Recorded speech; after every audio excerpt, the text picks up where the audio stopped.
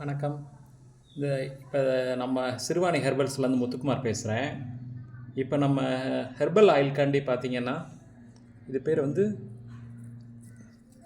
சித்தக்கத்தின்னு சொல்லுவாங்க. இந்த இது பார்த்தீங்க அப்படின்னா, இந்த பூ இருக்குது பார்த்தீங்களா, இது வந்து காய வச்சு நம்ம இதை எண்ணெயில் ஆட் பண்ணோம் அப்படின்னா, தலைவலி, பொடுகு, நம்ம நாள்பட்ட தலைவலின்னு சொல்லுவாங்க இல்லையா, சைனஸ் ட்ரபிள், அந்த மாதிரி இருக்கவங்களுக்கெல்லாம் இது வந்து ரொம்ப நல்லா கேட்கும். பொடுகெல்லாம் இருந்தது அப்படின்னா அந்த பொடுகை வந்து அப்படியே வெளியே கிளப்பி விட்டுரும்.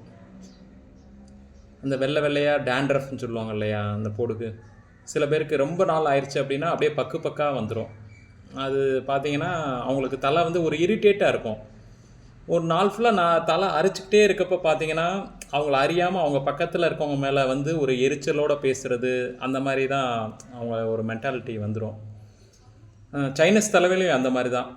எப்போவுமே தலைவலி இருந்துக்கிட்டே இருந்தது அப்படின்னா அவங்க அவங்க ஒர்க்லேயும் கான்சன்ட்ரேஷன் பண்ண முடியாது, அவங்க படிப்புலேயும் வந்து கவனம் வச்சு படிக்கவும் முடியாது, ஒரு எரிச்சலாகவே இருக்கும்.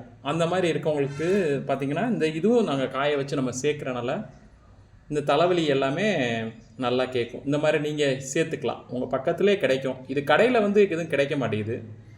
உங்கள் பக்கத்தில் அந்த மரம் இருந்தது அப்படின்னா நீங்கள் தேடி பார்த்து ஒன்று இதை வந்து எண்ணெயில் காய்ச்சி தலையில் தேய்ச்சாலே நல்லா கேட்கும் உங்களுக்கு. தலைவலி, சைனஸ் தலைவலி, டேண்ட்ரஃபு, அந்த மாதிரி முடி கொட்டுறது, இந்த மாதிரி இதுக்கெலாம் ரொம்ப நல்லா கேட்குது இந்த இது.